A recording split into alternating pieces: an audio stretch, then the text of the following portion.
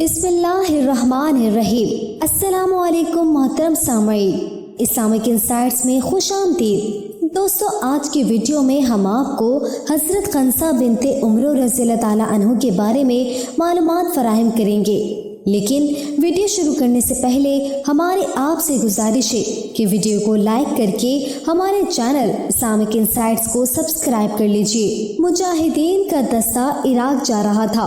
امیر المومنین سیدنا فاروق اعظم رضی اللہ تعالیٰ عنہ اسے رخصت کرنے کے لیے پیدل چلتے ہوئے مدینے کے باہر تک تشریف لے گئے۔ ابھی جانبازوں کو دعاؤں کے ساتھ روانہ فرما رہے تھے کہ اچانک ایک اونٹ پر نظر پڑی تو دیکھا کہ ایک ضعیف خاتون اس پر سوار ہے۔ آپ رضی اللہ تعالیٰ عنہ جلدی سے ان کے پاس تشریف لے گئے اور فرمایا، اماں آپ کون ہیں اور ان مجاہدین کے ساتھ کہاں جا رہی ہیں؟ بوڑھی خاتون نے چہرے سے چادر مبارک ہٹائی، جھریوں بھرا نورانی چہرہ خلیفہ وقت کی جانب کیا اور گویا ہوئی، عمر کیا خلافت کی ذمہ داریوں نے تمہاری یادداشت کمزور کر دی ہے؟ پھر جہاد کی فضیلت پر چند اشعار پڑے۔ سیدنا فاروق اعظم رضی اللہ تعالیٰ عنہ کے سامنے عرب کی مشہور مرثیہ گو شاعرہ حضرت خنسا رضی اللہ تعالیٰ عنہ تھی۔ آپ رضی اللہ تعالیٰ عنہ نے حیرت کا اظہار کرتے ہوئے فرمایا، اماں خنسا آپ اس ضعیفی میں اتنی دور محاذ پر کیوں جا رہی ہیں؟ انہوں نے جواب دیا، امیر المومنین میں اکیلی نہیں ہوں، میرے ساتھ میرے 4 جوان بیٹے بھی ہیں۔ حضرت سعد رضی اللہ تعالیٰ عنہ کی پکار پر لبیک کہتے ہوئے اپنے بچوں کے ساتھ میدان جنگ میں جا رہی ہوں۔ حضرت خنسا رضی اللہ تعالیٰ عنہ کے عزم و استقلال کے سامنے حضرت فاروق اعظم رضی اللہ تعالیٰ عنہ کو کچھ کہنے کی ہمت نہ ہوئی۔ دوستوں، آپ کو بتاتے چلیں کہ مسلم لشکر کے سپہ سالار حضرت سعد بن ابی وقاص رضی اللہ تعالیٰ عنہ اپنے سپاہ کے ساتھ آندھی طوفان کی طرح فارس کے شہروں کو فتح کرتے اور کسریٰ کے ناقابل تسخیر بادشاہت رونتے ہوئے قادسیہ جا پہنچے۔ حضرت سعد رضی اللہ تعالیٰ عنہ کو جاسوسوں نے اطلاع دی کہ ایرانی فوج کا سپہ سالار رستم نئی حکمت عملی کے تحت ہاتھیوں کی ایک بہت بڑی فوج کے ساتھ حملہ آور ہونے کی تیاریوں میں مصروف ہے۔ ہاتھی ایک سخت جانور ہے جس کے جسم پر خنجر، نیزے یا تلوار کا کوئی خاص اثر نہیں ہوتا۔ ہاں البتہ سونڈ اس کے جسم کا وہ نرم و نازک حصہ ہے جس پر لگا زخم اسے بدحواس کر دیتا ہے۔ حضرت عمر فاروق رضی اللہ تعالیٰ عنہ کو حضرت سعد رضی اللہ تعالیٰ عنہ نے ایک قاصد کے ذریعے اطلاع بھیجی، جنہوں نے تازہ دم لشکر قادسیہ بھیجنے کے لیے مدینے میں اعلان کروا دیا۔ لوگ جوک تر جوک جہاد پر جانے کے لیے جمع ہونا شروع ہو گئے۔ قادسیہ میں مسلمانوں کو رستم کی ایرانی فوج کے انتظار میں 6 ماہ لگے۔ بالآخر وہ لمحہ بھی آ گیا جب 14 ہجری کی ایک صبح دونوں فوجیں ایک دوسرے کے مد مقابل صف آرا تھی۔ رستم کی فوج کی صف اول سامان حرب سے سجے ہاتھیوں پر مشتمل تھی، جو مٹھی پر مجاہدین کو اپنے پیروں تلے روننے کے لیے بے تاب تھی۔ حضرت خنسا رضی اللہ تعالیٰ عنہ کے خیمے میں چاروں بیٹے میدان جنگ میں جانے کے لیے تیاریوں میں مصروف تھے کہ بوڑھی ماں کی پررسم آواز نے خیمے کا سکوت توڑا، اے میرے سعادت مند بہادر بچوں، جیسا کہ تم جانتے ہو کہ ہم نے اللہ کی رضا اور خوشنودی کے لیے اسلام قبول کیا، اس کی راہ میں ہجرت کی، میں نے حق حلال کی کمائی سے تمہیں پالا، کبھی تمہارے باپ سے خیانت کی اور نہ تمہارے ماموں کی عزت پر آنچ آنے دی، تمہارا حسب نسب ہر عیب سے مبرہ اور ہر برائی سے پاک ہے۔ کل جب تمہارے ماموں قتل ہوئے تھے تو میں نے عمر بھر ان کا سوگ منایا، لیکن آج میں تمہیں اپنے ہاتھوں سے سجا کر اللہ کی رضا کے لیے میدان جہاد میں بھیج رہی ہوں۔ اللہ تعالیٰ فرماتے ہیں، اے ایمان والو، ثابت قدم رہو اور استقامت رکھو اور جمے رہو اور اللہ سے ڈرو تاکہ مراد حاصل کرو۔ میرے بچوں، جاؤ اور اللہ کے دین کی سربلندی کے لیے آتش جنگ میں کود پڑو۔ یاد رکھو، مسلمان کے جذبہ جہاد اور قوت ایمانی کے سامنے دشمن کے سامان حرب اور افراد قوت کی کوئی حیثیت نہیں۔ کفار کا کوئی بھی حملہ، کوئی بھی وار تمہاری راہ میں رکاوٹ نہیں بننا چاہیے۔ تم اپنے وطن سے سینکڑوں میل دور اس اجنبی سرزمین پر اللہ کی حاکمیت قائم کرنے کے لیے آئے ہو۔ خبردار جو دشمن سے مقابلے میں ذرا سی بھی سستی دکھائی، اب تمہارے سامنے صرف دو راستے ہیں، غازی یا شہید، اور یہ دونوں راستے حوض کوثر سے ہوتے ہوئے جنت الفردوس تک جاتے ہیں۔ جاؤ، ان دونوں میں سے جو بھی راستہ اختیار کرو گے اس راہ میں مجھے اپنا منتظر پاؤ گے۔ چاروں بیٹے ماں کی دعاؤں کے سائے میں رضیہ اشعار پڑھتے ہوئے میدان جنگ کی جانب دوڑ پڑے۔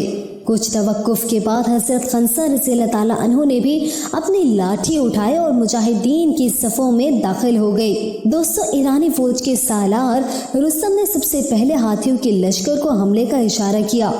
دیکھتے ہی دیکھتے بدمست ہاتھی مسلمانوں کو رونتے ہوئے آگے بڑھنے لگے۔ یہ بے حد کڑا وقت تھا۔ شروع میں مجاہدین کو پسپا ہونا پڑا، لیکن پھر زیرک سپہ سالار حضرت سعد بن ابی وقاص رضی اللہ تعالیٰ عنہ نے نئی حکمت عملی کے تحت نوجوانوں کے محفوظ لشکر کو اس تاکید کے ساتھ آگے بڑھایا کہ وہ ہاتھیوں کے قریب جا کر صرف ان کے سونڈوں پر حملہ کرے۔ اس لشکر میں حضرت خنسا رضی اللہ تعالیٰ عنہ کے چاروں صاحبزادے بھی موجود تھے۔ ان چاروں نے ماں کے حکم کو ایک ساتھ دہراتے ہوئے نعرہ بلند کیا، غازی یا شہید۔ اور پھر قادسیہ کے آسمان پر روشن سورج نے دیکھا کہ سونڈ کٹے ہاتھی شدت تکلیف سے بلبلاتے پیچھے پلٹے اور اپنی ہی فوج کو رون کر تباہی مچانے لگے۔ شام تک جنگ کا پانسا پلٹ چکا تھا۔ قادسیہ کا میدان ایرانی فوجیوں کی لاشوں سے بھرا پڑا تھا، جبکہ 500 مجاہدین بھی شہید ہوئے۔ دوستو، شام کے سائے رات کی تاریکی میں تبدیل ہو رہے تھے۔ میدان جنگ پر خاموشی کا راج تھا۔ بوڑھی خنسا رضی اللہ تعالیٰ عنہ اپنے خیمے میں اکیلی بیٹھی گہری سوچوں میں گم تھی۔ وہ میدان جنگ سے آنے والے کسی خبر کی منتظر تھی۔ اچانک دروازے پر آہٹ ہوئی۔ سپہ سالار حضرت سعد بن ابی وقاص رضی اللہ تعالیٰ عنہ خیمے میں داخل ہوئے۔ حضرت خنسا رضی اللہ تعالیٰ عنہ نے انہیں دیکھا تو جلدی سے بولی، سعد، جنگ کا احوال بتاؤ۔ بولے، اماں، مسلمانوں کو فتح ملی ہے۔ حضرت سعد رضی اللہ تعالیٰ عنہ یہ کہہ کر خاموش ہو گئے۔ ان کے پاس وہ الفاظ نہیں تھے جن سے ایک ماں کو اس کے چاروں بیٹوں کی شہادت کی خبر دے سکے۔ فتح کی خبر سن کر حضرت خنسا رضی اللہ تعالیٰ عنہ نے اللہ کا شکر ادا کیا۔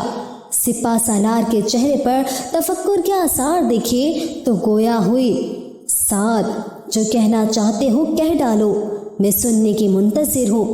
حضرت سعد رضی اللہ تعالیٰ عنہ نے انہیں چاروں بیٹوں کی شہادت کی اطلاع دی، جسے انہوں نے بڑے حوصلے سے سنا اور یکدم سجدے میں گر گئی اور اللہ کا شکر ادا کیا اور بولی، اے اللہ، میں نے اپنے بچوں کو اسی دن کے لیے پالا تھا، تو ان کی قربانی قبول فرما اور جنت میں مجھے بچوں سے ملا دے۔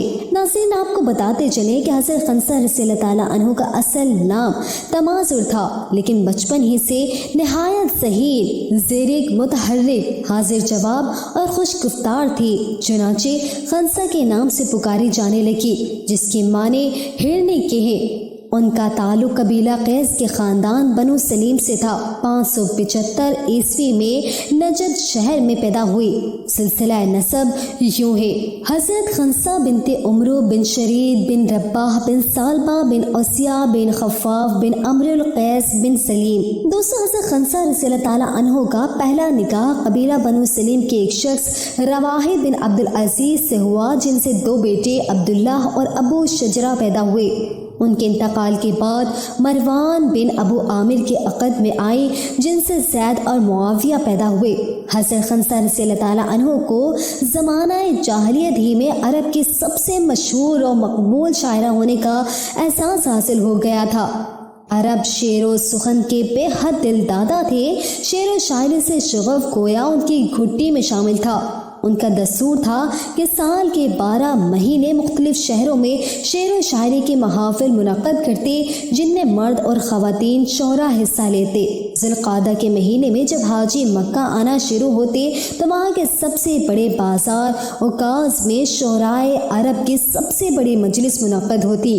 यहाँ हज़रत खंसा रज़ी अल्लाह ताला अन्हु को ये मुनफरिद एजाज़ हासिल था कि उनके खेमे पर एक झंडा नस्ब होता जिस पर लिखा होता अरसल अरब, यानी अरब की सबसे बड़ी शायरा और मरसिया गो।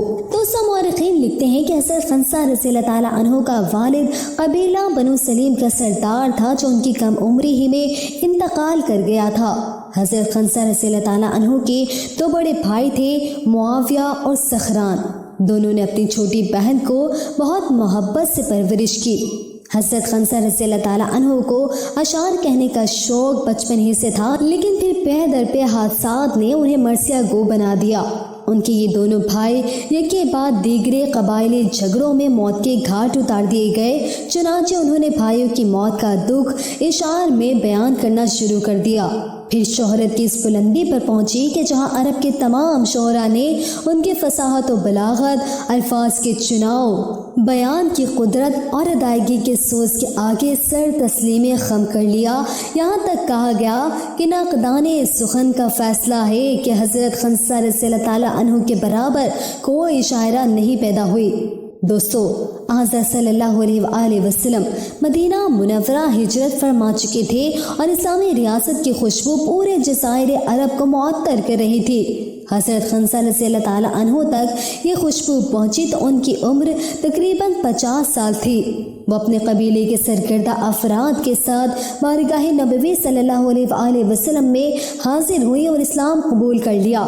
गो क्या हज़रत सल्लल्लाहु अलैहि वसल्लम को इशार से कोई रग़बत न थी, लेकिन फिर भी आप सल्लल्लाहु अलैहि वसल्लम काफ़ी देर तक उनके पुरसोस इशार सुनते रहे। कुरान मजीद में इरशाद बारी ताला है, हमने अपने नबी को शेर नहीं सिखाया और न ही शेर उनके शायान शान है। दोस्तों, ये वो ज़माना था कि जब अरब मुआशरे में शोहरा निहायत इज़्ज़त और एहतराम की निगाह से देखे जाते थे, लेकिन हज़रत सल्लल्लाहु अलैहि वसल्लम को कभी भी इशार से दिलचस्पी नहीं रही। अल्लाह ताला सूरह शोरा में फरमाते हैं, और शायरों की पैरवी गुमराह लोग किया करते हैं। क्या तुमने नहीं देखा कि वो हर वादी में सर मारते फिरते हैं और कहते वो हैं जो करते नहीं है। जब ये आयत नाजिल हुई तो हज़रत हसन बिन साबित रज़ी अल्लाह ताला अन्हु, हज़रत काब बिन मालिक रज़ी अल्लाह ताला अन्हु और हज़रत अब्दुल्लाह बिन रवाहिद रज़ी अल्लाह ताला अन्हु ने आबदीदा होते हुए फरमाया, या रसूलुल्लाह सल्लल्लाहु अलैहि वसल्लम, अब तो हम जहन्नुमी हो गए। आप सल्लल्लाहु अलैहि वसल्लम ने फरमाया, इससे अगली आयत पढ़ो। मतलब ये था कि चूंकि तुम्हारे इशार बेहुदा नहीं होते, इसलिए तुम्हें इससे इस्तिस्ना है। हज़रत सल्लल्लाहु अलैहि वसल्लम ने अच्छे और बुरे कलाम के एतबार से शोरा की दो इक़साम बयान फरमाई है। एक वो जो लग़ो और फहश इशार कहते हैं, जिनका सुनना और पढ़ना जायज़ नहीं। दूसरे वो जिनका कलाम पाकीज़ा और बामक़सद होता है, ऐसा कलाम सुनना जायज़ है। खुद मुख्तलिफ मौक़े पे हुज़ूर पाक सल्लल्लाहु अलैहि वसल्लम ने भी सहाबा कराम रज़ी अल्लाह ताला अन्हु का साथ देते हुए अशआर अदा फरमाए। मसलन मस्जिद नबवी सल्लल्लाहु अलैहि वसल्लम की तामीर और खंदक की खुदाई के दौरान। लेकिन आप सल्लल्लाहु अलैहि वसल्लम ने खुद कभी कोई शेर नहीं कहा। दोस्तों, हज़रत खंसा रज़ी अल्लाह ताला अन्हु का इंतकाल 645 ईस्वी में 70 साल की उम्र में नजद में हुआ। बेटों की शहादत के 10 साल बाद तक हयात रही। हज़रत उमर फारूक रज़ी अल्लाह ताला अन्हु ने उनके बेटों का 200 दिरहम सालाना वजीफ़ा मुकर्रर किया, जो हज़रत खंसा रज़ी अल्लाह ताला अन्हु को उम्र भर मिलता रहा।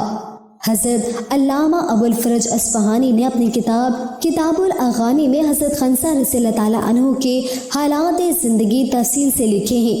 हज़रत खंसा रज़ी अल्लाह ताला अन्हु के इशार का दीवान 1888 ईस्वी में बैरूत में छापा गया, जिसका 1889 ईस्वी में फ़्रेंच ज़बान में तर्जुमा भी हुआ।